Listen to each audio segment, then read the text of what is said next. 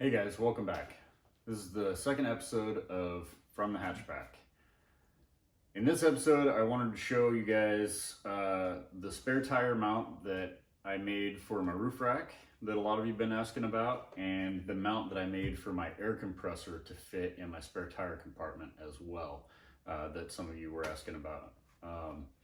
I also went ahead and got a ScanGauge II and installed that to monitor my temps when I'm going up the mountain. So I'm going to be going over all that in the video, and I am going to put timestamps down below so you guys can find whatever section it is that you want to watch if you want to skip around. So stay tuned.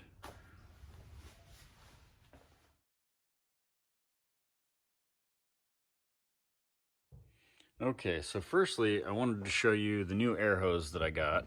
I got a rubber Goodyear air hose, and I got some of these swivel connectors and some new air hose connectors. And I attached that to the side with just a simple strap, and then I zip tied it onto one of these, I think that's a bungee mount. And then let's go ahead and take this up.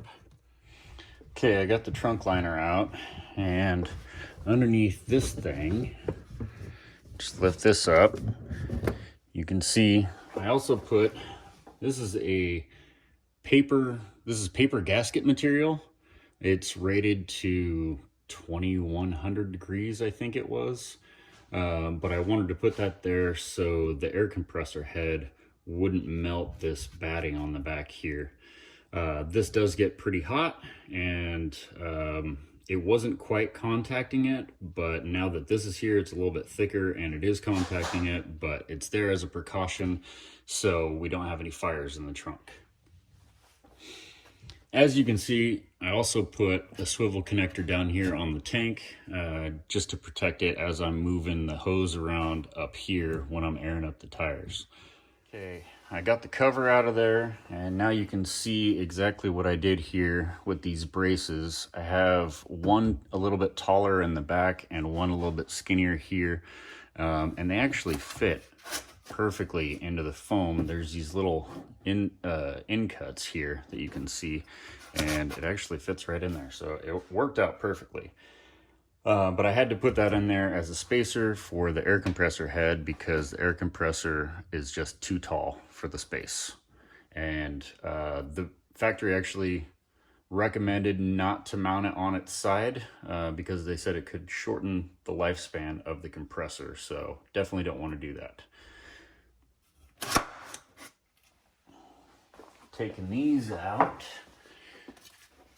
you can see the setup a little bit better, and we'll get a little bit closer to that bracket so I can show you guys exactly what I did.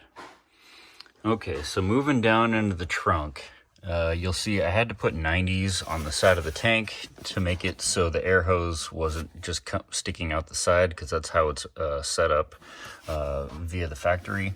And same thing with my connector down here. And let's see. Oh, and I also put a 45. This is my pressure switch shutoff. And then my ground is right there in the body of the car. I made sure that there was nothing behind here before I put that ground in there. It's a really short screw, so shouldn't affect anything. And my fan is also on a custom mount.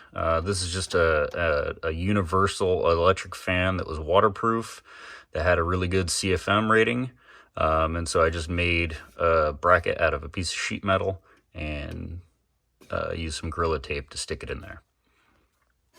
Now, focusing on the actual bracket that I made for the air compressor, you can see for the side here, I put these side supports for the tank, and that is welded to a piece of angle iron, which is mostly welded across the top. And I used this washer, which actually came from the factory spare tire holder, as did this screw pin. So I used both of these two things to make this. And I put a piece of angle iron here to put my base for the air compressor. And all this had to be built kind of in the car. I had to measure everything as I was building it.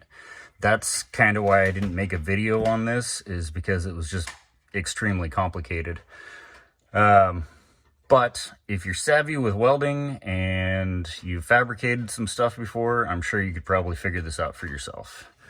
Anyway, the bracket turned out pretty stinking good, and it's basically just the metal bracket is sitting on the bottom of the spare tire compartment, and that screw pin tightens everything down to the floor.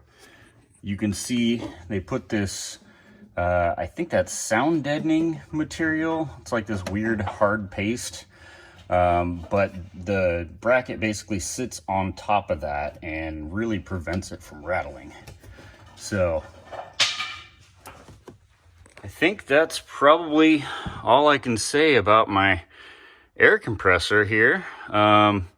My pressure gauge, I used just some really short screws and just screwed that to the body as well, also making sure that there's nothing behind it. And this guy over here, that's my intake air filter for my air compressor.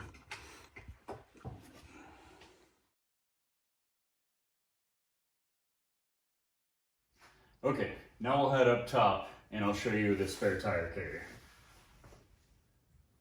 Okay, so up top here, you can kind of see what I did. I kind of copied the Yakima design here. I have a center J-pin with a T-handle that's pretty easy to swivel, and I have this piece that I riveted onto the side that is like a gate that drops down to this bottom plate that has a loop welded on it that I can use for putting a padlock on. I got one of these weather resistant padlocks, so it's got a little cap that goes over the keyhole. Take that out, set it off to the side, raise that up.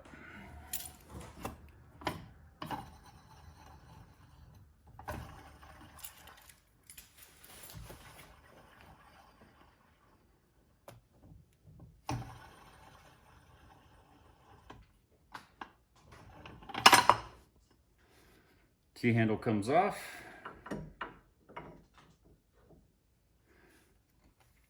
Bottom plate slides up. You can see I just put a washer there, and I use that spray-on Plastidip stuff. So this whole thing has been Plastidipped, which is why the washer is stuck to it.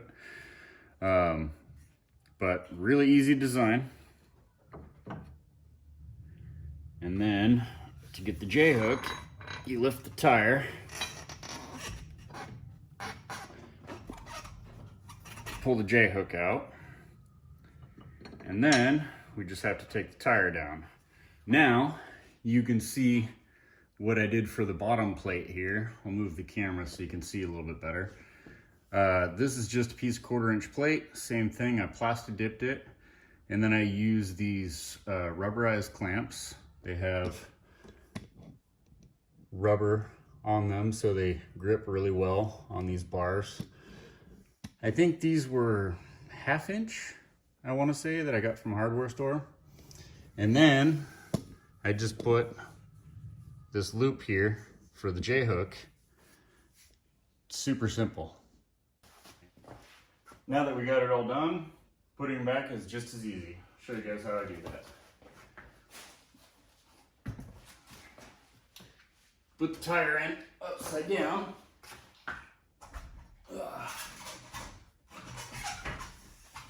Just because of how the rim's built, it makes more sense to put it in upside down.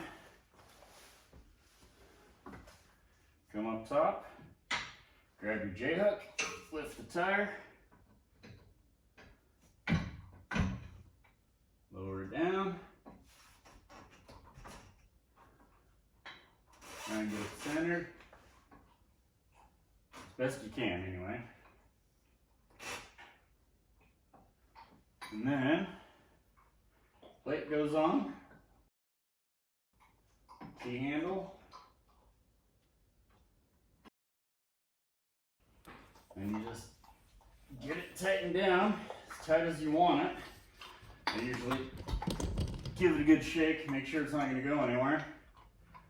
And then you just line up the T-handle with the padlock hole there and put your padlock in.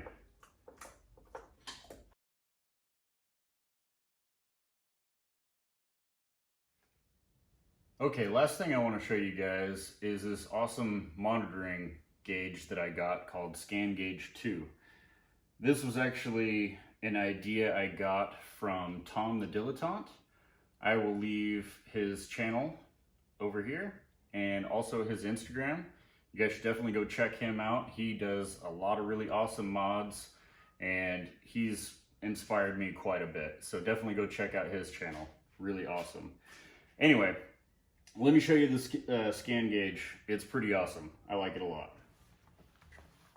This is that ScanGauge II unit. You can see I just have it mounted to the top of my steering column here with some Velcro.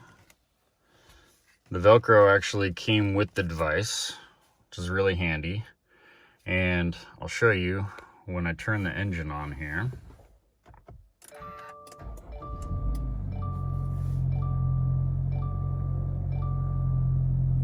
The screen comes on after a couple of seconds, and I have it reading the current voltage, the intake air temperature, water temperature, and transmission fluid temperature. Now, a lot of people probably will just depend on the light up there on the gauge panel, but I found when driving up mountains and stuff, it tended to smell really hot after about 10 minutes of uphill driving. And so I really wanted to have this monitoring system so I could figure out when it was getting close to temperature before it actually got there. Because once it goes into the fluid transfer mode, you lose a little bit of the engine power, and I don't want to be in a situation where I need that engine power. Anyway, I also found out through talking to one of the service associates at my local dealership that when it does go into fluid transfer mode, it actually has diaphragms inside the engine that will route the coolant to different areas of the motor and also into the transmission. But anyway, just kind of a cool fact there. So I got this monitoring system to help me keep an eye on my temps, and so far I really love it. I didn't have to do anything crazy to install it. The wire is actually just running from behind it down the side here. You can see the wire going down right next to the steering column there. I just pushed it through from behind and connected the wire behind the unit up top there, and underneath it just connects to your port here. Super simple. Same thing that you would use to scan for any error codes or anything. I forget what they call that port. Anyway, and then the extra cord I just spooled together here. There we go. I just spooled it together and zip tied it up there. So really, really simple installation. It took me maybe 2 minutes. All right, guys, that's it for this episode of From the Hatchback.